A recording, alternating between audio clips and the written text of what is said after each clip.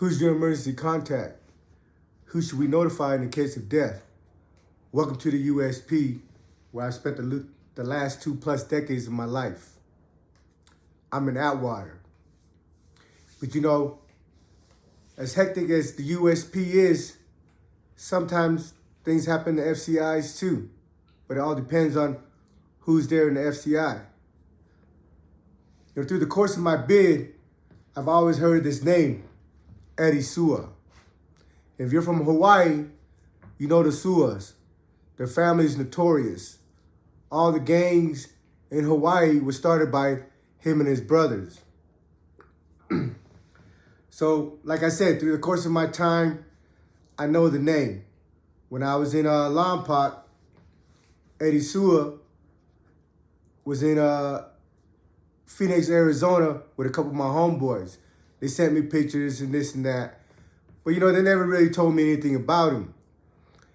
But through the course of my time, I always hear his name. And it's only spoken in two aspects. It's either told by somebody that was been in fear or in love.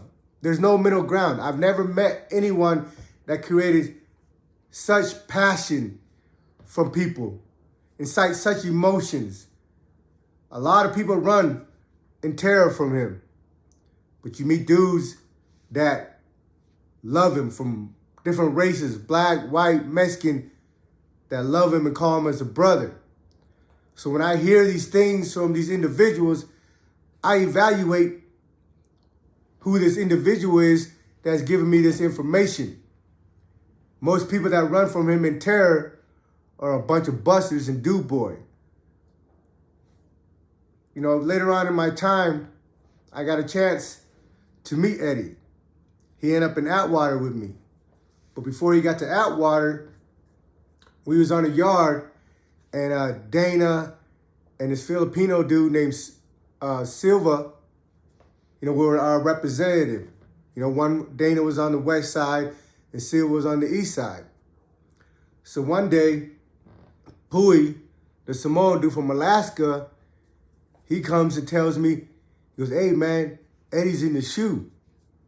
You know, Eddie was already there in Atwater before, but he was but he was terrorizing the compound, terrorizing some of the homies, and the homies put a hit on him. Not all the homies, a couple dude boys that were scared, plied on him and got him jumped off of Atwater. And then he ended up in Pollock. Well, I thought he was in Pollock. When I was in Beaumont, California, my homeboy Q, rest in peace, you know, came and asked me, "Hey, how come you guys didn't let Eddie on the yard?" This is when I was in Beaumont. And this time I haven't met Eddie yet. And I'm like, "What are you talking about? We didn't let Eddie on the yard." He goes, "Man, Eddie's over there in Pollock with me. And they said he was over here in the shoe. But the homies over here stopped him from coming to the yard." I was like, "What?" I said, "I'm the homie over here. And I don't stop nobody from coming on the yard." So me and the homie Bullet, little louse dude from Kansas City, you know, approached the few Hawaiians over there that was in Beaumont. So we went over there and said, "Hey, they had this fat boy, Shaq." So I hit up Shaq and Kamanaka and this Samoan dude named T. I said, "Hey man, what's up, man? Some dude just came from Pollock and said that Eddie's over here in the shoe, but we didn't let him on the yard." I don't even know Eddie, so why wouldn't I let him on the yard? You guys know anything about this? And Shaq's like, "Oh, bro, you don't understand, bro." I said, "Whoa, whoa, whoa, whoa, whoa. Oh, what do I understand? So you stopped him from coming on the compound? You went and hollered at the motherfucking SIS? Oh, bro, you don't even know, bro. You don't even..." I said, "Whoa, stop." You know, but in Beaumont, we didn't really have, you know, before I got there, the Asians did the Asian stuff. And the Asians broke down in the Chinese and the Vietnamese. And there wasn't organized. We had one table. And there was no unity. And they didn't really fuck with the Islanders. But when I got there, because I grew out here in Utah. So I grew up with Tongans and Samoans.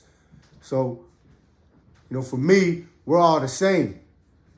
And, you know, a lot of people, you know, a lot of Asians or anybody really, it's hard to deal with the Polynesians because, you know, they're big. And when we were young, a lot of them were come across like bullies. But I never had no problem with bullies. You know, these bullies eventually become my friend, or vice versa. I bully the bullies for lack of, you know, whatever.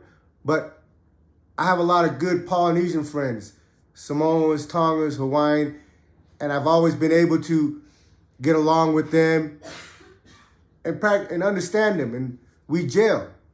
So, so when I hit up Shaq and all them, and they say, yeah, that they admitted to talking to SIS and not letting these people on the compound. So of course, me and Bullet, I tell Bullet, you know, he was my right-hand man over there in Beaumont. He's little.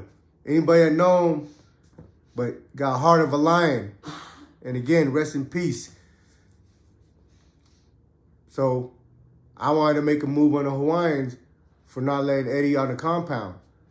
But Bullet's like, man, just cut them loose. We don't really ride together. That's their politics. Says fuck them. So that's so we never had a unity with the Islanders over there in Beaumont because the ones they put on that compound were a bunch of bitches. So anyway, back to Atwater. Now Eddie's notorious throughout the penitentiary, throughout the system. You know, buck wild. But the one thing you have to understand about him, he's a man of principles. I've personally got to know him. And if he's your friend, he'll give the shirt off his back for you.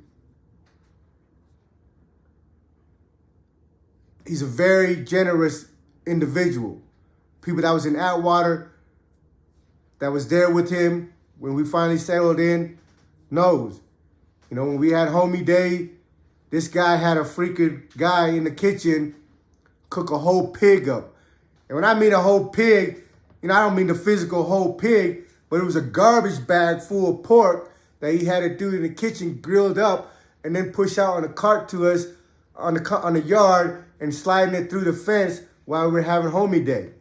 Like every time we had it, you know, any type of activities, you never had to go around and say, hey, who let's put in this, let's put in that. 99% of the time, he provided everything for everybody.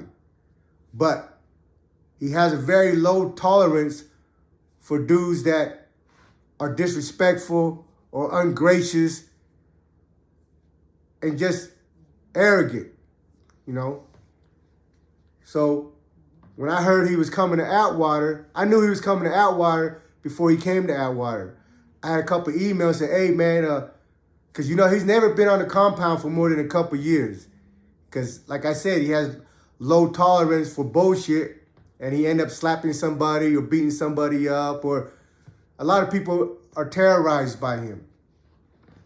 But the people that are terrorized by him are a bunch of dude boys that didn't deserve it, that weren't deserving of his respect. So if you're not deserving of his respect, he feel no need to even pretend.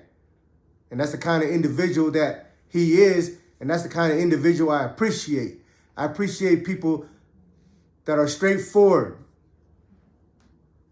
that don't sugarcoat anything, and that don't sit there by your side and pretend that they're your friend while the whole time plotting on you or scheming on you. You know, you be who you are, and people get to decide if they accept you or not. So before he got to Atwater, I got emails about him.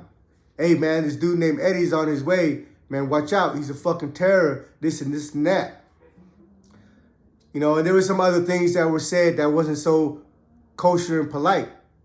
You know, I emailed this individual back and told him, listen, I know you're not willing to say these things to him in his face.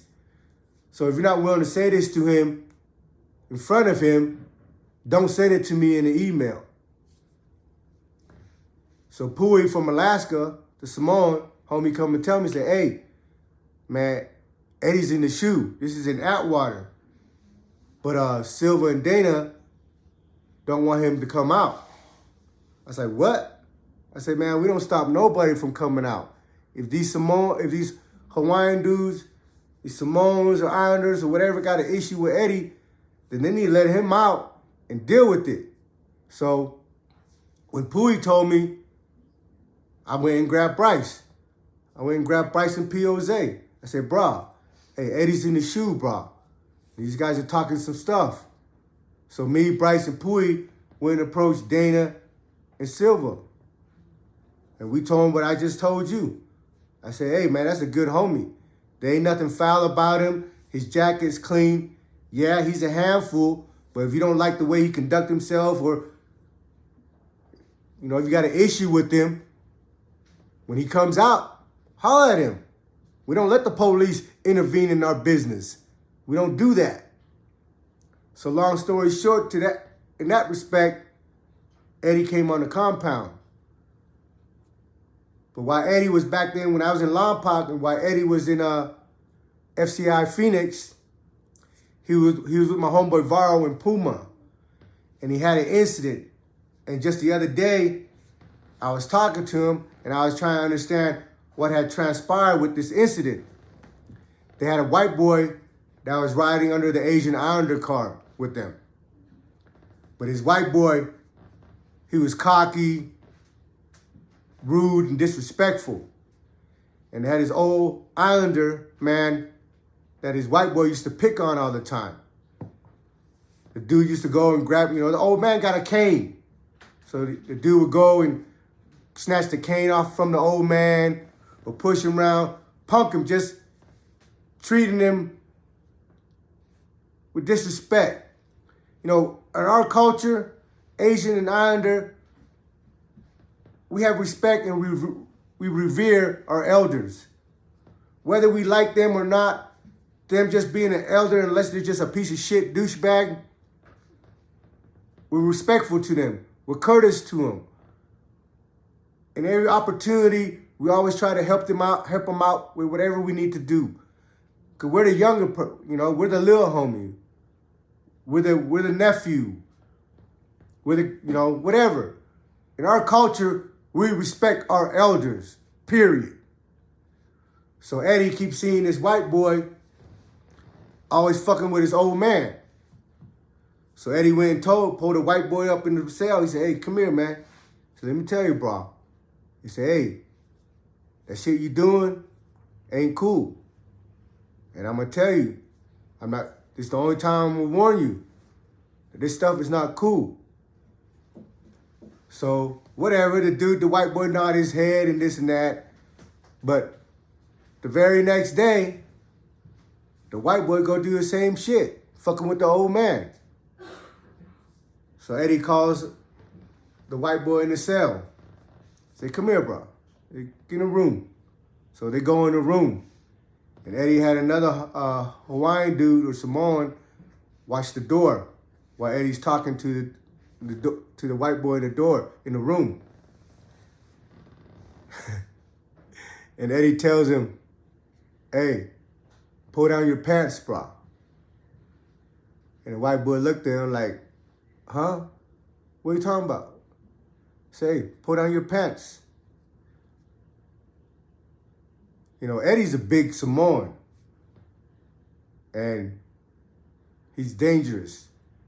When you see him, even if you don't know him and never heard of him, just his aura and the way he looks is scary to some people, a lot of people. So the white boy pulled his pants down. So Eddie grabbed the hair grease. He said, hey, grab that hair grease. The white boy's not sure what's going on. So he grabbed the hair grease. And Eddie tells him, man, lube up. Go ahead, put it on your ass. Lube it up. So the white boy lubes his ass up. Then Eddie tells him to grab the broom. It's the brush. The little broom brush. And he said, hey, lube up the broom, the handle of the broom. And the white boy is like begging him, like, come on, man, nah. He's like, nah, lube it up.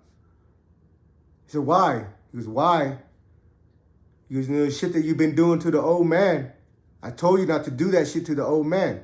Because you're out here disrespecting the old man, but treating the old man like he's some dude boy, taking his manhood away from him. This old man is just trying to do his time. He's the homie. So, and you're not even Asian or Islander. You're a fucking white boy that's riding under a car, and you have the audacity to disrespect an elder. And you've been warned. But you thought motherfucker was playing with you. So go ahead and loop that up.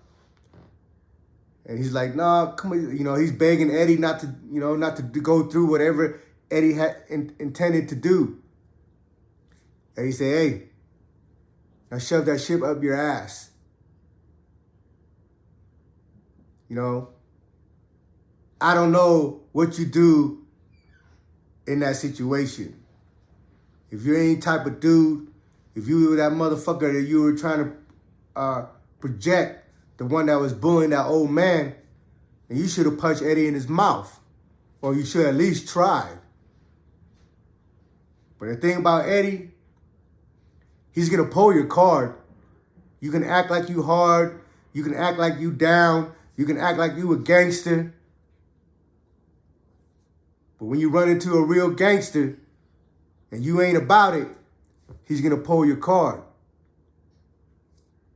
Like I said, that white boy, if he was hard, if he was tough, like he was trying to present, then he should have hit Eddie upside the head with that broom.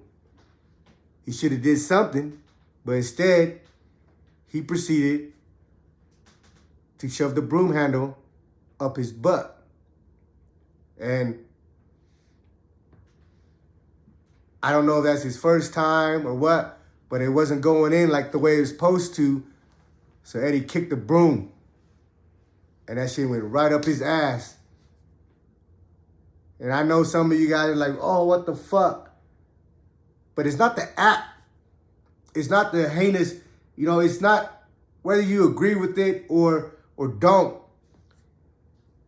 Eddie was making a point. Like, you've been over here stripping this old man of his manhood, demoralizing him, picking on him. Well, motherfucker, you ain't shit. And this is who you truly are. You's a bitch pretending like you some type of gangster. Afterwards, Eddie told him, hey, the next time you disrespect this old man, I'm going to put lipsticks on you and you're going to be sucking dick. And Eddie told me that there was never a next time.